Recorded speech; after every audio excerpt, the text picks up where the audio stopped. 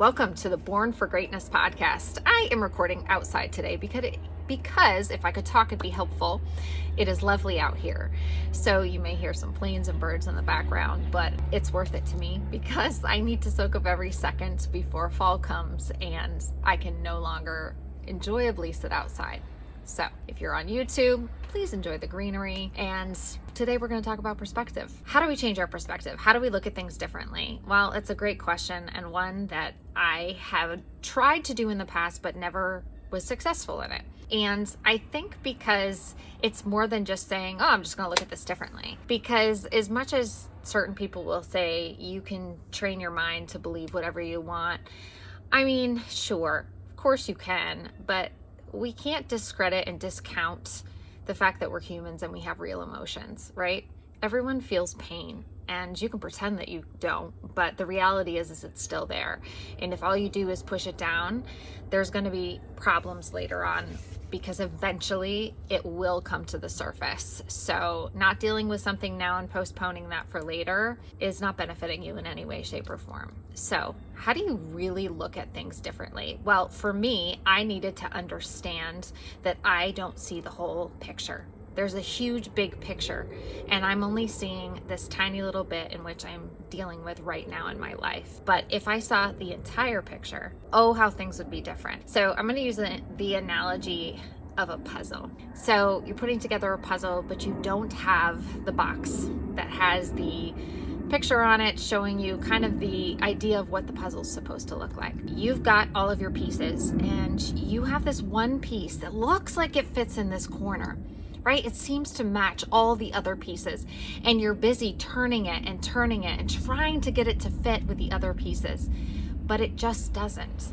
Even though it seems like it's supposed to be here. All of the outer signs say it belongs in this corner. So you struggle and you deal with it and you try to fit that piece when that piece was never supposed to fit there. Think about that. If you don't have the whole big picture, you can't see that that piece belongs somewhere else and it fits perfectly. Perfectly. It was meant to be in the other side of the puzzle, not where you're busy trying to shove it in to make something work that was never supposed to work there. So for me, understanding that what I think should make sense at the time doesn't necessarily make sense in the grand scheme of things. And if I would stop trying to shove that puzzle piece into a place that it does not fit and was never meant to fit, gives me a whole new perspective. And honestly, it gives me freedom in knowing that I don't have to try so hard to make things work that were never meant to be. That's how I try to look at things and understand that just because I don't see something good coming out of something bad doesn't mean it's not there. There's something very profound that I have learned, and a lot of this is through prayer, and I am a woman of faith, and I have learned that there is purpose for my pain. And I think even if you don't have a faith system or belief in place, you can still understand that there can be purpose for your pain. Because something that you've been through may help someone else down the line.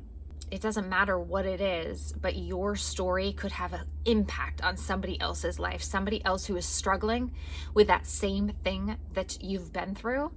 You might be the hope that someone needs. You might be the reason someone says, I'm going to give this one more try. And that is perspective of seeing that there is purpose in your pain. Now, I'm not saying it's easy because it's not, trust me. I know. I'm down here with you. I get it. I'm human. I fail. I struggle with it from time to time. But I'm learning that maybe those scars and the things that happen to me that I think are just the worst and nothing good could come from, maybe those were the launching points to bring me where I am today, or the things that are going to propel me into the future to be successful, to bring true happiness. I talk about the what ifs. We don't want to live in a world of what ifs, right? Everyone wants certainty. No one wants to not have an idea of what comes next, right? So we have these things in the future that we dread, And for me, I dread getting older. Like, I dread getting older. I am incredibly independent, which is a good and bad thing. But the idea of not being able to function and do the things that I do scares me. The thought that, like, when I reach a certain age, my value may diminish, which isn't true. But these are thoughts that I have spent time dreading. But what if those moments that I'm dreading end up being the very best? What if? The what ifs equal hope to me.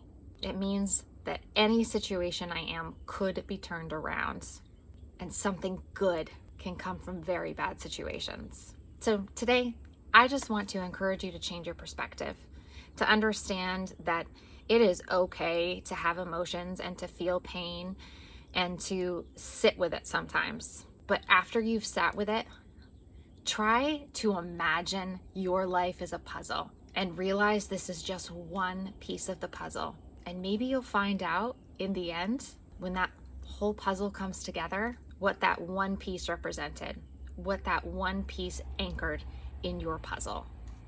So I just encourage you today to have hope, to have a new perspective, to see things in a little bit of a different light, and to remind you that you're born for greatness. So go out and be awesome today, because you are.